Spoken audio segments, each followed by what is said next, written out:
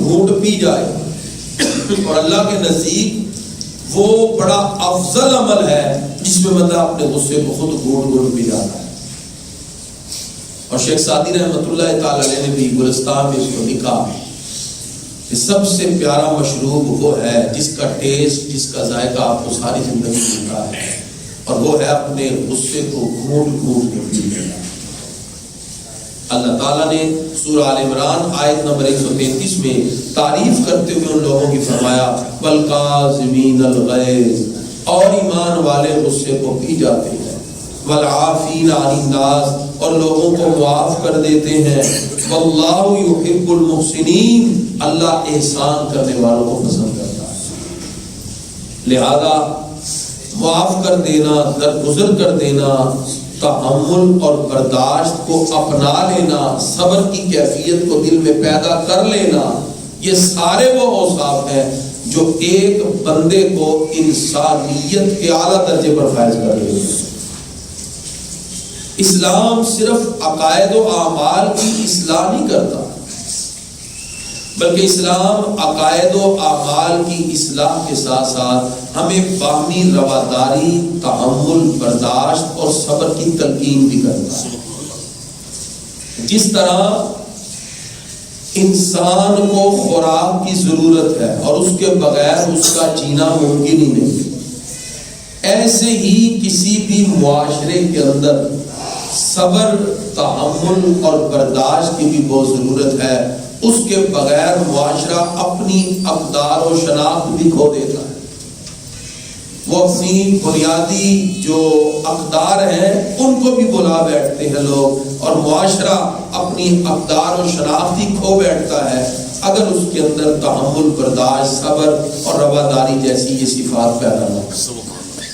اس شاعر نے کیا خوبصورت کہا، ظفر آدمی اس کو نہ جانیے گا، خواہ وہ کیسا ہی ہو فہم و ذکا، جس کو عیش میں یاد خدا نہ رہی، تیش میں خوف خدا نہ رہا. جس کو تیش میں خوف خدا ہی نہ رہے، تو شاعر کہتا ہے اس کو آدمی نہ جانی، اس کو انسان ہی نہ سمجھی.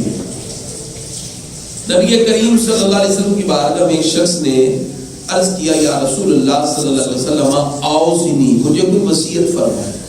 اکثر صحابہ آپ کا علیہ السلام کی بارگاہ میں ایسا سوال کرتے. نبی کریم صلی اللہ علیہ وسلم نے ان کے جواب میں بڑی خوبصورت بات کی، اور ایک جملے میں کیا عرض کرتے ہیں پیارے آقا اوصنی، مجھے وصیت فرمائے. سرکار فرماتے اللہ تغضب، غصہ نہ کر، غصہ نہ کر. انہوں نے پھر عرض کیا پیارے آقا اوصنی، مجھے کوئی اور بھی وصیت کریں.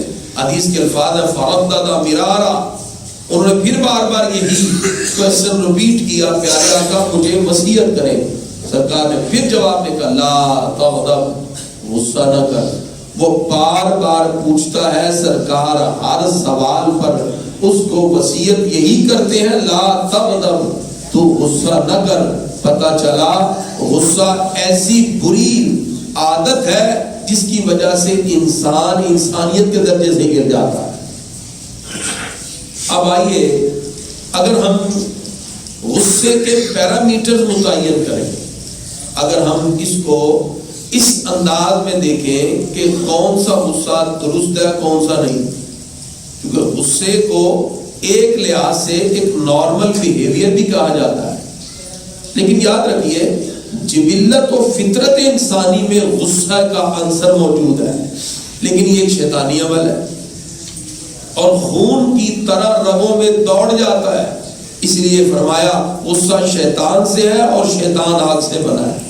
وہ کہ انسان آگ بگولا ہو جاتا ہے.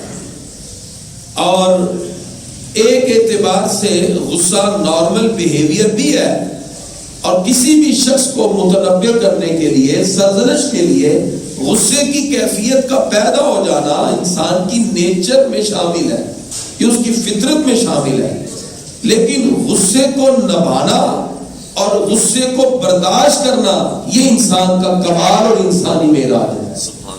میں پھر اس جملے کو ریپیٹ کرتا ہوں کہ غصے کا آ جانا کوئی بری بات، یہ نارمل بیہیویئر میں سے ہے.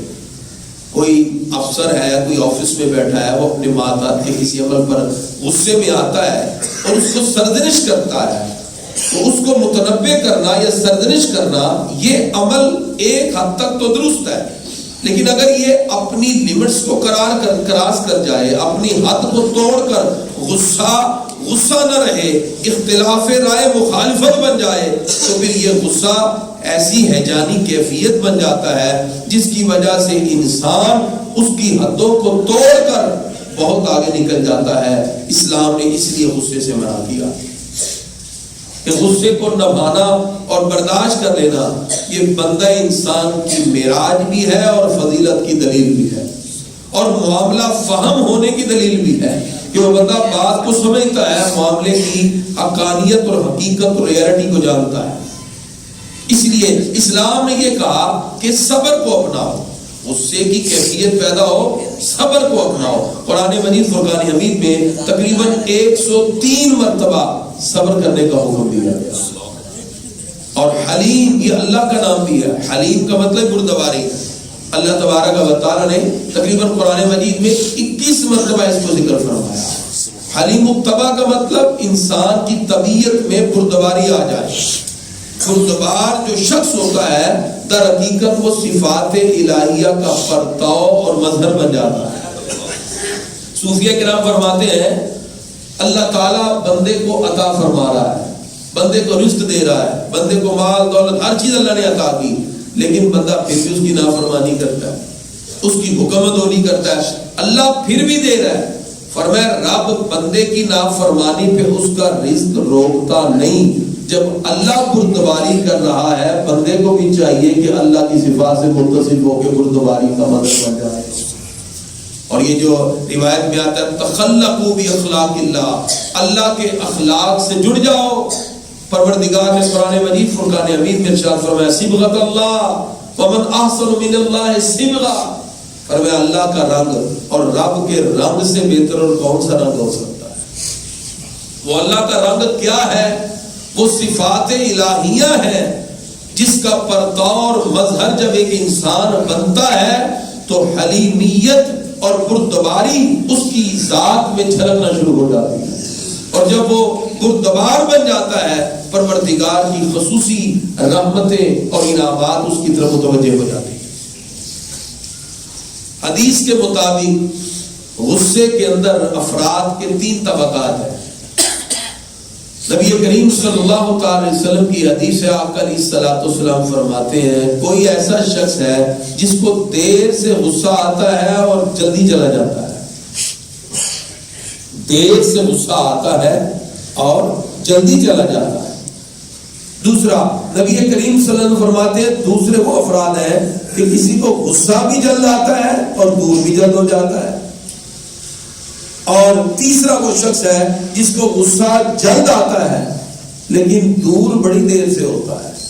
پر میں 3 طرح کے طبقات ہیں۔ آقا علیہ الصلوۃ والسلام فرماتے ہیں سب سے اچھا وہ شخص ہے جس کو غصہ دیر سے آئے اور جلدی دور ہو جائے، یعنی جو لوگوں کی تباہ کو برداشت کرتا ہے، اس میں تحمل اور برداشت کا مادہ زیادہ ہے، اور جتنا وہ تحمل اور برداشت کی طرف جاتا ہے اس پر اللہ اس کو اجر بھی عطا فرماتا ہے، کیونکہ اللہ فرماتا ہے ان اللہ مع الصابرین، اللہ صبر کرنے والوں کے ساتھ ہوگا۔ پروردگار کی مدد اور تائید ہے۔